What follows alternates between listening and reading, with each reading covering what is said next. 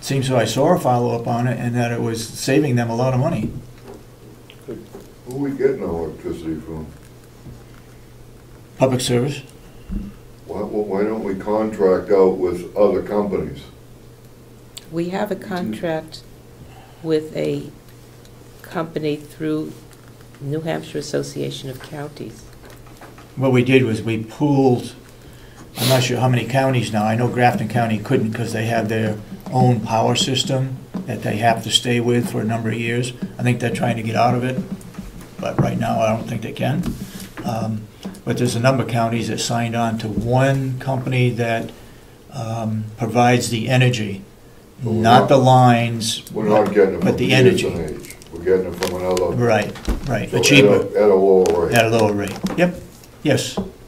I know it's nice that we've reduced the amount of time that we spend on the minutes to a half an hour, so I guess we're working on that process. A couple of things to remember when you're talking about the meals. Commissioner Kenny mentioned that if somebody's making $100,000, they ought to pay for their own lunch. That's a pretty glib and short-sighted view of the meal and the nursing home administrator. I think it's absolutely imperative that the nursing home administrator, or whoever it is, eat the food that is prepared at the nursing home. They need to know what the quality is, how the service is, what sort of ingredients are going in. They need to experience the food that the residents are getting. So it's not just a matter of getting a free lunch out of the deal. It's also a matter of monitoring the quality and the consistency of the food product, which should be part and parcel of their job as the head of nursing and the rest of them. Second thing, on that same issue, years ago the commissioners did exactly that. And you should. We had meals that we looked at as far as the quality, and I have complained to the director of dietary that some of the meals have not been up to what I would call standards. And he's saying he's shifting it around and trying getting the cheapest ingredients for the meals that he can. But I will say that I told him on Monday, I had lunch over there I paid $3.15 for. That was excellent. It was an excellent meal, and I told him so. But I think to the point, you need to have your executives. I agree. Somebody needs to do it other than... Secondly, when you're negotiating a labor contract of any kind, you put everything on the table. This whole meal thing, and Representative McConkey took me to task for calling it political, but that's all it is. If you can provide, or if you can, through providing a $2 meal, solidify your overtime scheduling or some other aspect of your need for workers to be at your facility. You're talking about filling in when people call out and all of that. We had $500,000 worth of agency labor a few years ago. We have virtually none now. Part of that was in negotiating the labor contract that we have with the workers. And everything's out there. So if you know that you can get you're fired for 2 no-call, no-shows, and in that negotiations there's a $2 meal, I mean, it stops being political, it starts being pragmatic, and it starts being managerial. And I think you need to keep that in mind when you're talking about that stuff. The other point on the scheduling is, at what point in time are we going to get Kronos on full? It will be. It's been over a year now. I know it has. I mean, perhaps we should... I've talked to both of them just recently. There's absolutely no reason for it not to be fully operational at this point in time. Yep. Yes, Mr. Albee, thank you for your opinion. But it is my opinion that it is not fair if you have an employee make $30,000 a year and other close to $100,000, over $100,000, and they get a free meal. They can taste the qualities, they can taste sampling for $2 a meal or $2 a sub. I think when it comes time to replace... Address the chair. Okay. Pardon? You got to address the chair. It's not an ongoing thing here. I will address the chair. You got the floor now. I appreciate that if you've never had to negotiate a contract with a nursing home director who's going to earn in the 6 figures, that you've never had to look at all of the aspects that go into what your expectation of that person's duties and responsibilities are. If all we're going to look at is feeding them as an isolated issue, then it becomes just strictly moral or political. It doesn't become any part of the expectation of what you're looking for in a director of the nursing home. I think that it just becomes clear that you need to go through the process of describing your expectations and putting it out in the marketplace and interviewing towards accomplishing those expectations before you have any understanding other than somebody's getting a free lunch. The reason I mentioned that lunches with Deanna Chafee, I didn't support eliminating them from the nursing home or supporting them keeping it. I just said that that's going to be an issue next time they come into a contract, which will be 2 years from now. Whatever happens to that, we'll see. In some cases, now you talk about, I believe there's only one over at the nursing home that's making over $100,000. A nurse does make over $100,000 because she puts in overtime. She works the night shift. She gets additional pay for a night shift. She works weekends. She gets additional pay for that. She takes on additional shifts. So her base is, I'm not sure what it is, but it's not $100,000. But it's because she's saving us money, actually, because we'd have to hire somebody in at $75 an hour if we got them from Concord, and that's probably going up. That was a couple of years ago. I don't know what the figure is right now. So we're actually saving money on that particular nurse, even though she's making over $100,000. Well, one last point on the salary schedule. I mean, if you actually review salaries in the region, or if you want to go nationwide, go nationwide. But in the region, we're not overpaying anyone. Not the director of the nursing home, not the director of nursing. No one is being overpaid. I don't know why $100,000 a year is somehow a trigger point. I mean, I don't see that as an outrageous amount of money to pay someone. To me, it sounds like a lot of money to me. Really? Yeah. It doesn't sound like a lot of money to me, given the level of responsibility and the level of activity. I've paid people over $100,000 on many occasions. Yeah. I've made well over $100,000 on many occasions. It's not. It depends on the job and who. It reflects the job that you're doing. I agree. And also the marketplace. If you put the current director's job out on the marketplace, I don't think you could replace that person for under $125,000 a year. So it doesn't matter that you'd like to pay 60 or 70, or you think that's morally more correct. You're never going to find anybody to fill the position. So it's a moot point. Okay. Thank you once again for your opinion, Mr. Albee. I appreciate your comments. Okay, let's not get going. Commissioner, I really, I understand there's a conspiracy going on. I'm just trying to figure out where it is. Okay, thank you. Any further comments?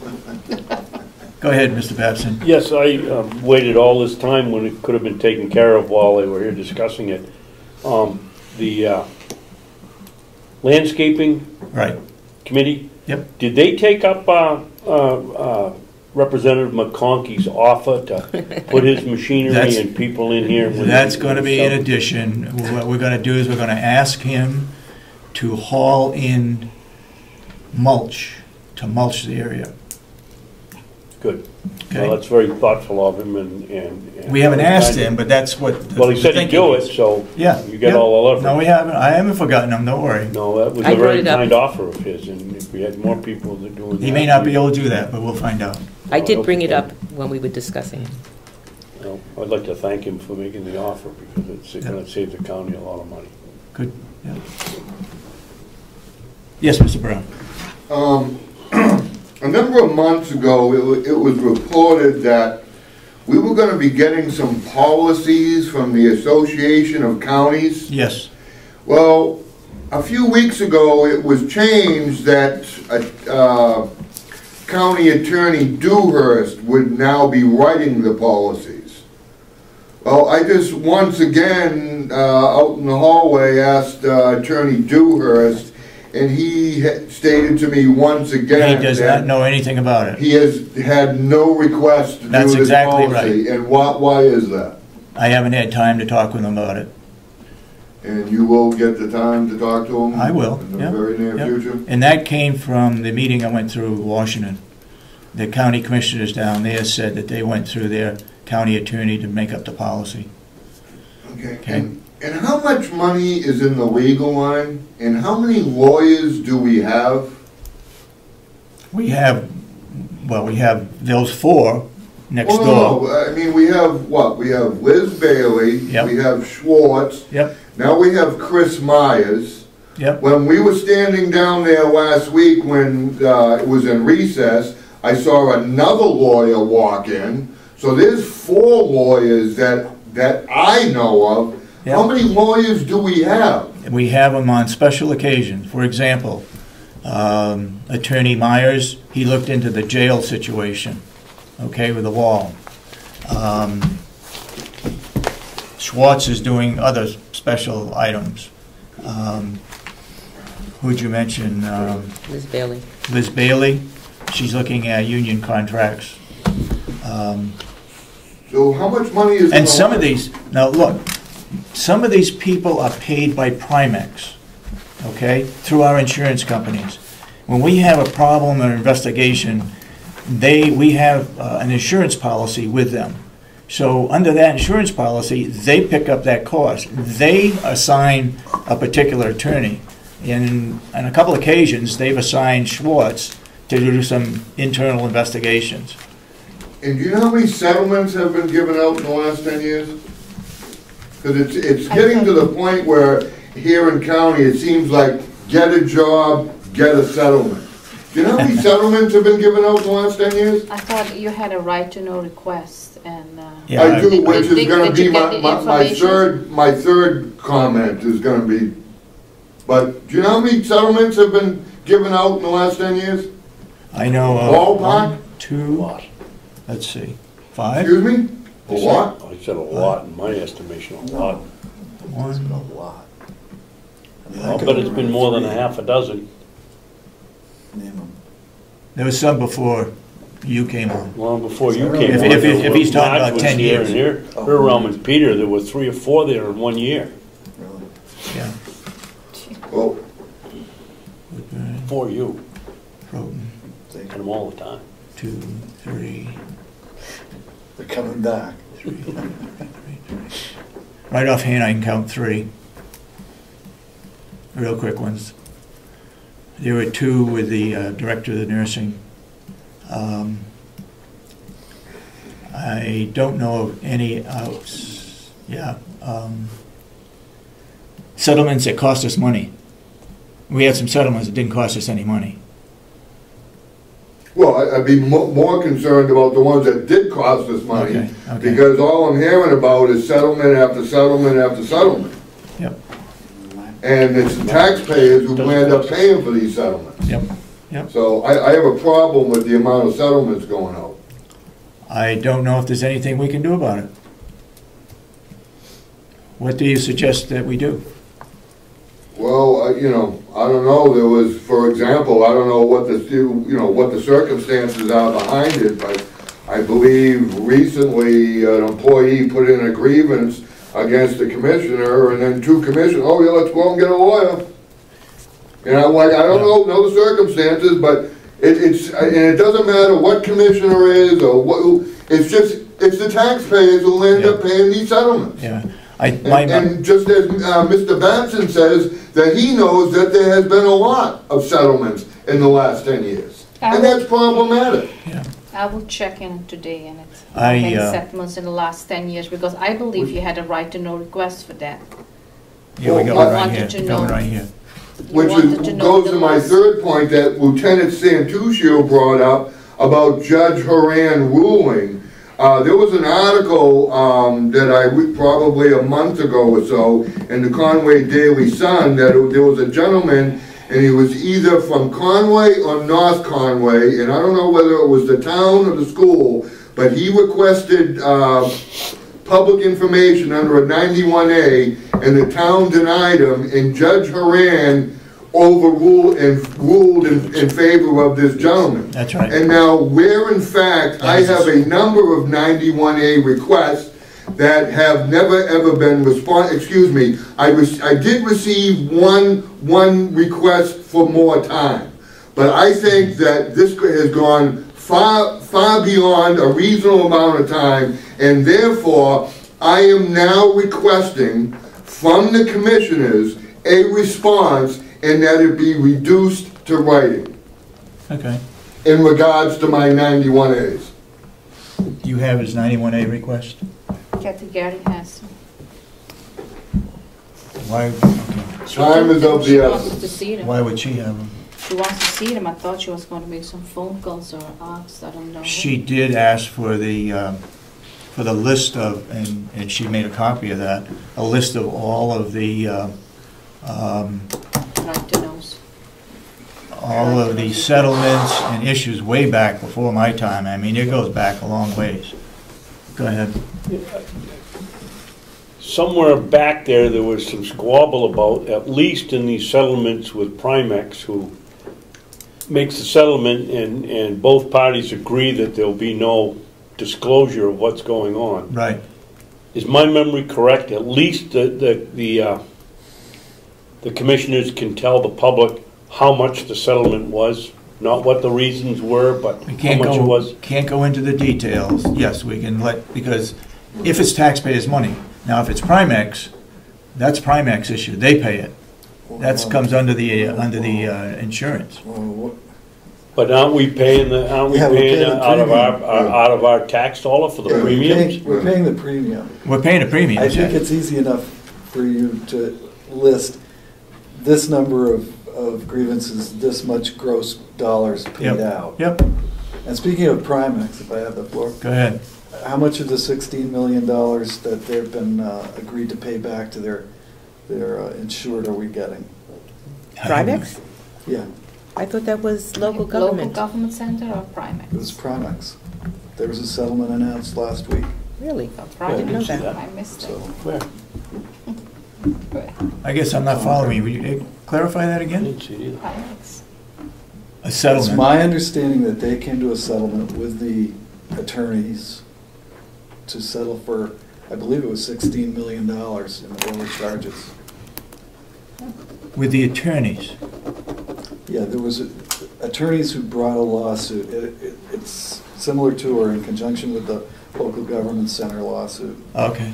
And in those negotiations, Primex was mentioned, and Primex came to a settlement of $16 million, and it was the hope of the plaintiff's attorneys that local government center would follow Primex's lead.